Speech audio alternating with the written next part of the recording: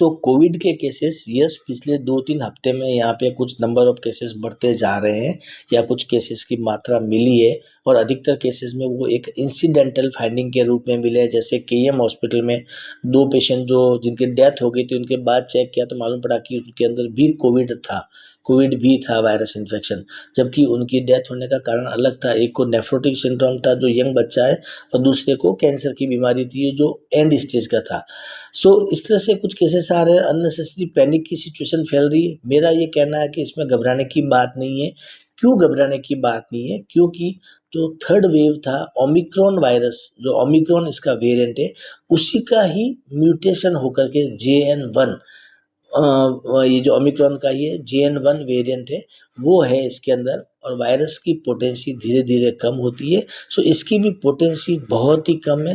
जो normal viral infection में गला खराब होना, नाक से पानी आना, बुखार होना, हेडेक होना जो होता है, सेम ये चीज़ भी इसके अंदर है। सो इसको लेके बिल्कुल डरने की बात नहीं है। हो सकता है कुछ दिनों तक या 1-2 हफ्ते तक थोड़े केसेस बढ़ सकते हैं, फिर धीरे धीरे कम हो जाएंगे।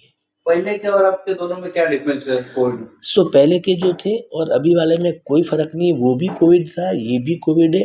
उसी का जो एक वेरिएंट कह सकते हैं, जो थर्ड वेव थी ओमिक्रॉन वायरस, उसी का ये एक म्यूटेशन हुआ है, वो वाला पार्ट है JN1। सो बाकी फर्क कुछ नहीं। फर्क आप कह सकते हैं अगर डेल्टा से या फर्स्ट वेव से कंपेयर करेंगे तो उसमें ये है कि इसकी इन्फेक्टिविटी, इसकी पोटेंसी नहीं के बराबर है, बहुत ही हल्की है, बहुत ही कम है। इसलिए इसमें मरीजों को इवन हॉस्पिटल में भर्ती करने की भी ज़रूरत नहीं पड़ती है। मेडिसिन तो बहुत दूर की बात है, या ऑक्सीजन भी बहुत दूर की बात है, एडमिट करने तक की भी ज़रूरत नहीं पड़ती है। OPD बेसिस पे हम मेडिसिन देते हैं, नॉर्मल जो वायरल पेशेंट में देते हैं और उसमें मरीज़ ठीक हो जाता है। लोग पैनिक हो रहे हैं, घबरा रहे हैं, उनके लिए क्या कहेंगे? सो डेफिनेटली लोगों में थोड़ा सा पैनिक की सिचुएशन है, क्योंकि रोजाना नंबर आ रहे हैं कि आज 50 केस हो गए, 60 केस हो गए, 250 केस हो गए।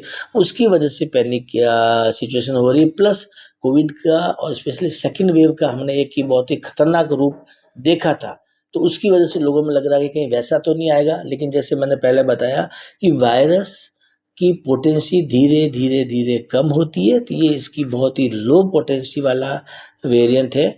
इसलिए इसमें डरने की, घबराने की या पैनिक होने की बिल्कुल ज़रूरत नहीं है। बट यस, थोड़ी सावधानी और सतर्कता रखना चाहिए। मास्क जरूरी? मास्क ऐसे लोगों को पहनना चाहिए जिनको सर्दी, जुकाम, बुखार, नाक से पानी, गले में खिचखिच, खांसी हो रही है, उनको पहनना चाहिए। नॉट ओनली कोविड वायरस के लिए, कोई भी वायरल इन्फेक्शन होता है उसे पहनना चाहिए, ताकि आपसे किसी और को वो वायरल इन्फेक्शन नहीं हो। पहले जो सर्दी नॉर्मली होता है, दोनों सर्दियों में डिफरेंस है कि सेम सर्दी का? ऑलमोस्ट दोनों एक जैसा। नॉर्मल सर्दी होती है वो भी कोई न कोई वायरस इन्फेक्शन होता है, डेंगू हो सकता है, स्वाइन फ्लू हो सकता है, फ्लू हो सकता है, निमोनिया इन्फेक्शन, काफ़ी सारे वायरल इन्फेक्शन होते हैं। वो कोई भी वायरल इन्फेक्शन हो सकता है, ये भी एक तरह का वायरल इन्फेक्शन ही है। तो लगभग एक जैसे सिम्टम्स दोनों के अंदर लक्षण रहते हैं। घबराने की जरूरत है? बिल्कुल डरने की बात नहीं है, घबराने की बात नहीं है। No need to be fearful at all. Yes, we have to be careful. सावधानी और सतर्कता हमको हर तरह की बीमारियों में रखनी चाहिए, स्पेशली इम्यूनो कम्प्रोमाइज्ड पेशेंट।